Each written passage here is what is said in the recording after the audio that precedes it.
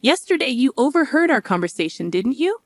My eldest son and his wife are returning home for the birth of their child. So I need you to relocate your belongings to the yard. Excuse me, but you can't have kids, and you don't assist with my son's work. The least you could do is clear some space. Besides, I'm paying $10,000 in rent, and this situation is becoming tiresome to manage. I've been living with my mother-in-law, but now she wants me out because my brother-in-law and his wife are returning. With my mother-in-law, brother-in-law, his wife, and my husband all in the house, it's becoming too crowded. I've been trying to keep things running smoothly, but it's turning into a hassle. I'm done pondering about it. All right, I'll leave, but I can't just leave my belongings in the yard. I'll come back later to collect them. You're leaving? Thank you, that's a big help. Ignoring my mother-in-law's protests, I began packing my things and left the house within moments. 7 seconds after stepping out, I reached for my phone and dialed a junk removal service. Once I stopped contemplating, nothing could hinder my actions. I'm Linda, a 40-year-old ed consultant. My husband, Mark, also 40, manages 3 restaurants as a sole proprietor. Despite assumptions due to our age, we're newlyweds. Both workaholics, we tied the knot later in life. Marriage seemed unlikely for me until a chance encounter at a bar altered my perspective. As a regular at Mark's restaurant, we struck up conversations. Over time, our relationship evolved, and we began dating. 2 years later, we married. Moving into Mark's spacious house, which he shared with his 70-year-old mother, seemed practical at first. But living with my mother-in-law soon proved challenging, prompting regrets over my hasty acceptance. Inquiring about the necessity of such a large house, my husband revealed hopes of his older brother returning one day. Consequently, we rented a bigger house, though perhaps too large for our needs. Well, I got married and you came, so I guess it all worked out, I said as my husband unpacked my books, arranging them neatly on the shelf. With a smile, he shared stories about his brother Daniel, who seemed to drift from job to job. Despite Daniel's uncertain path, my husband harbored no ill will towards him. Don't talk about that kid.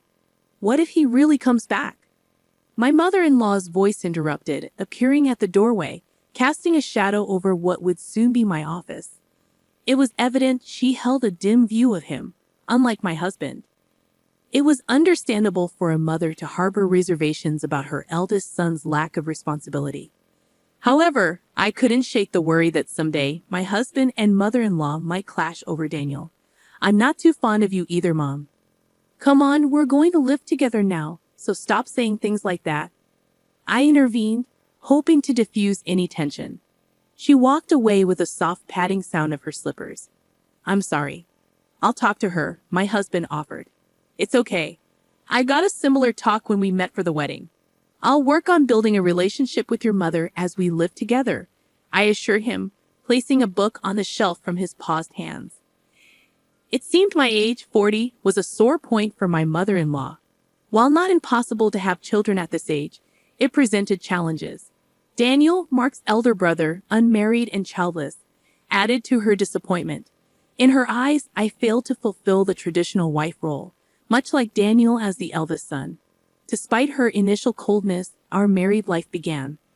Her indifference towards me became apparent, but I resolved to build a relationship over time. However, Mark's struggles with his restaurants weighed heavily on my mind. Are you okay with your work? I asked, concerned. It's pretty bad. I need to take action soon, but it's tough to arrange the finances, Mark admitted, his head in his hands as we sat at the dining table. I abandoned the dishes to sit beside him, listening intently. As he expressed his worries, it became clear that our financial situation was dire. With prices soaring and expenses mounting, closure loomed over another store. You're Mark's wife, but you don't help out at the store. You just do your own job. Can you really say you're fulfilling your role as a wife? My mother-in-law's voice cut through the air from the living room, overhearing our conversation. I pondered what was going through her mind, but she had her own unique perspective. Mark had been navigating the restaurant business for nearly a decade, overcoming numerous obstacles along the way. I had faith that he would overcome this latest challenge as well. However, my harsh words pierced through the air. You, his wife, shouldn't be making that face. Are you trying to feed into his anxiety and make him fail? What a terrible wife. Her voice dripped with spite and venom, while her words stung. I couldn't deny that there was some truth to them.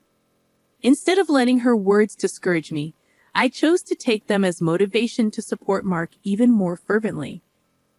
Flashing a reassuring smile at my worried husband, I resolved to stand by him through thick and thin. A year later, as my mother-in-law had predicted, Mark managed to turn the situation around and avoid closing another store. See, I told you, I said triumphantly, hoping to prove my worth to my mother-in-law. However, her response was far from supportive. A stupid wife who can't even trust her husband. Don't drag Mark down. Her words cut deep, but I tried to brush them off, considering it a small victory that Mark's business was thriving. But just when I thought things were balancing out, I received shocking news. Rumors of Mark's affair. My heart sank as I struggled to comprehend what was happening. How could he betray our marriage like this? As I grappled with this devastating revelation, Daniel, Mark's brother, called for him. It seemed Daniel's girlfriend was pregnant, and they were facing financial struggles. They asked if they could move in with us and work at Mark's restaurant. While I mulled over how to confront Mark about the affair, my mother-in-law swooped in, discussing Daniel's situation with him as if I weren't even there. It was a strange turn of events. She used to criticize Daniel for not living up to his responsibilities, yet now she was advocating for him, all for the sake of a grandchild. I couldn't shake the feeling of unease as I watched Mark's troubled expression. It seemed he couldn't refuse his mother's request, even if it meant inviting more complications into our already tumultuous lives. I had hoped that Mark would stand up to his mother, but it seemed like wishful thinking. He kept glancing at me, likely concerned about my reaction. With the worsening relationship with my mother-in-law, Mark's affair, and now the prospect of living with Daniel and his family, the problems kept piling up. Overwhelmed and not knowing where to start, I decided to abandon my thoughts for the day and just go to sleep. The next day, being a holiday, and likely due to extreme mental fatigue, I slept in until late morning. With Mark at work, it was just my mother-in-law and me at home. Dreading what she might say about my late rising, I reluctantly headed to the living room. You sure slept in. Must be nice to have such leisure, she said, surpassing my expectations. Then she brought up the conversation Mark and I had the day before. Daniel and his wife are coming back for a maternity leave visit, so move your stuff out to the yard, she said bluntly. I was still groggy from sleep, wondering if she meant for me to live in the yard or to leave the house altogether. You can't have kids anyway, and you don't help with Mark's work, so you should at least make room for Daniel and his family. We have 2 spare rooms left, so if you leave and your office is free, we can have a bedroom and a nursery for Daniel's family, and a storage room for their stuff. Don't you think the room count and usage are just perfect? It became clear that she was indeed telling me to leave. Realizing that my mother-in-law now saw no reason for me to be in the house as a wife, since she could see her grandchild. And considering the hefty rent I was paying, I was too tired to deal with it all. Silent with my mother-in-law, the only sound in the living room was the ticking of the clock. Okay, time to leave, I finally said, having rested my mind. I've decided it's too much trouble to worry about what happens to Mark, my mother-in-law, Daniel's family, and their future. I chose to leave the house. Without waiting for a response, I started packing my things and left the house. 7 seconds after stepping out the door, I took out my phone and called a junk removal service. My decision, made after stopping my overthinking, couldn't be stopped by anyone. Having left the house, I decided to stay at a hotel for the time being. I had called a junk removal service, but they needed some time to prepare. This worked out as it gave me a chance to clear my head and plan my next move. After leaving, I wanted some time to myself. 2 weeks later, I rented an apartment and started living alone. I hadn't heard from Mark since then, He probably assumed I'd eventually come back. The thought of Mark taking the situation lightly infuriated me. However, today was different. It was the day after his restaurant's day off, and I expected a call from Mark when he visited the restaurant for lunch prep. "Hey, what's going on here? The restaurant is completely empty," Mark exclaimed over the phone. Just as I thought, I chuckled. "Mark, I could explain over the phone, but it would be more efficient if your mom was there too. I'm heading to the house now. Can you come back? You can open the restaurant anyway, right?" Unable to contain my amusement at Mark's reaction, I hung up and started getting ready to leave. Upon arriving at the house, my mother-in-law immediately started yelling at me. It seemed Mark had only explained half of the situation. An unfamiliar couple was in the living room, apparently Daniel and his wife. They looked confused and anxious, not fully understanding the situation or my mother-in-law's extreme anger. "Why would you do such a thing? The restaurant can't operate now," my mother-in-law scolded. "It's my restaurant, so there shouldn't be a problem with me starting the closing process or having the items I bought disposed of by a junk removal service, right?" I countered. "Huh? Your restaurant? What are you talking about? Why don't you explain, Mark? You haven't told your mom, have you?" my mother-in-law questioned. Mark began to explain, looking uncomfortable. Seeing that we were getting nowhere, I decided to clarify. Before turning 40, I was single and working in ad consulting. We didn't have a wedding ceremony, nor did we buy a new house after getting married, so I had saved up quite a bit of money. I lent Mark $200,000 to help turn around his struggling second restaurant branch. $200,000? But you can't just hand over such a large amount of money to your spouse, right? My mother-in-law interjected. "That's why I decided to buy the rights to the second branch and become its owner," I explained. I left most of the management to Mark, so there wasn't much for me to do as the owner.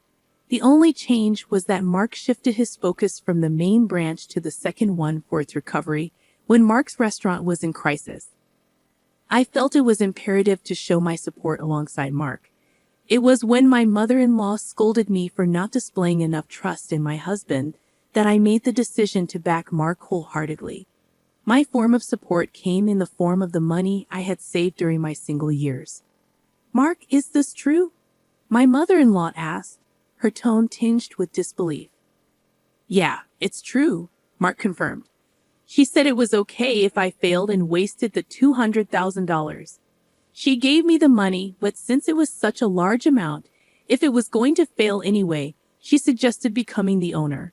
The plan was to pay back the borrowed $200,000 from the restaurant's earnings, but it was simpler for Linda to become the owner and have the restaurant's income go directly to her.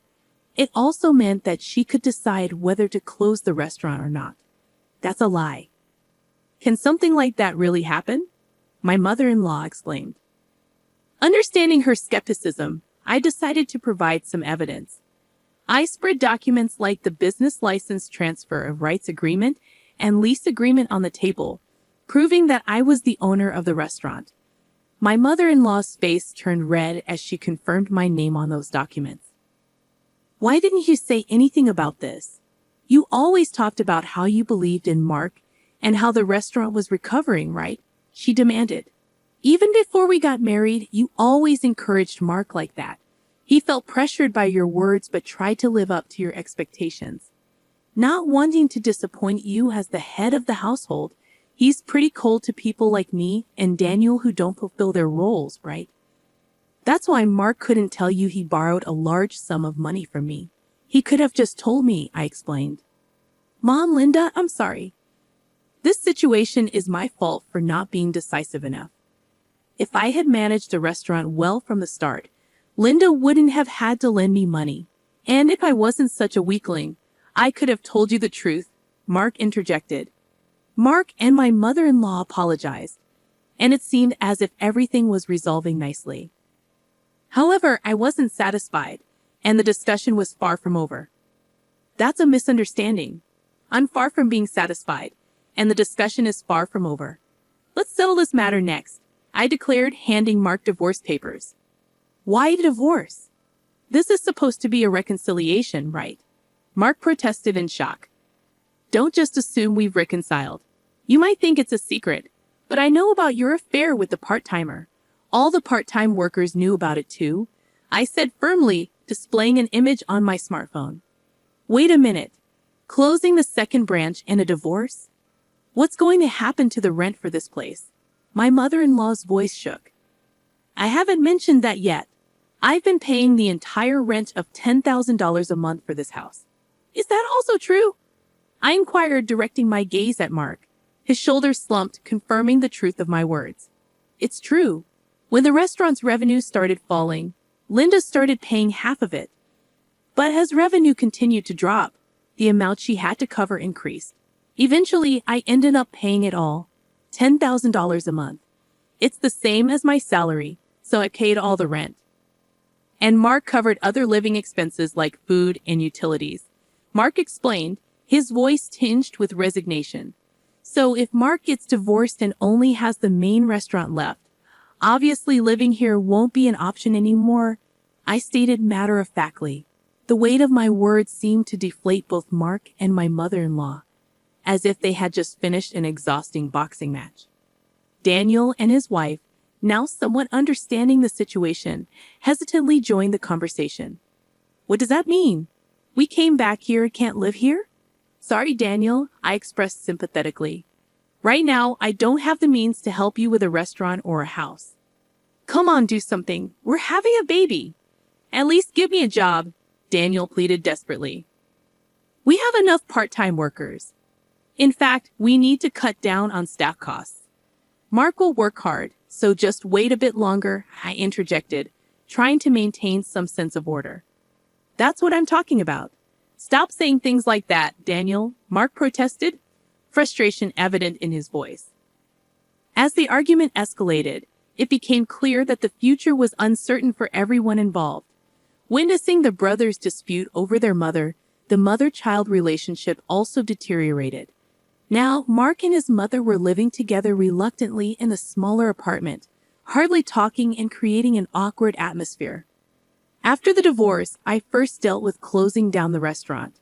It was a bit of a hassle, but as the owner, it was my responsibility. However, the fridge, cooking equipment, tables, and chairs I had removed were fairly new, so I managed to sell them at a good price. Adding just a little more money allowed me to finish the restaurant's closure.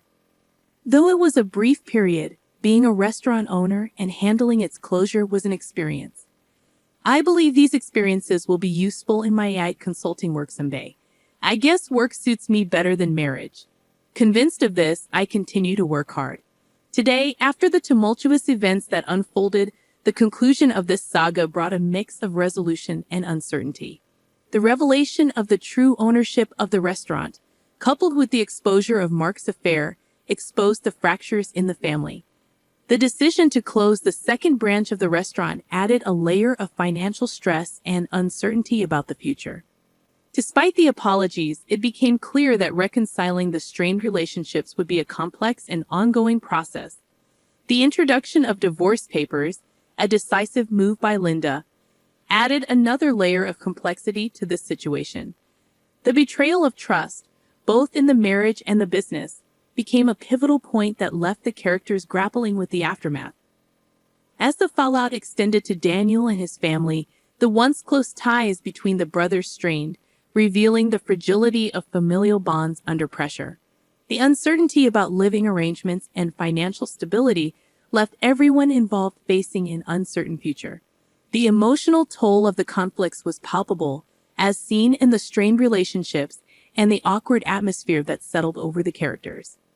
In the end, the story leaves us with a sense of closure regarding the restaurant's closure and Linda's decision to end her marriage.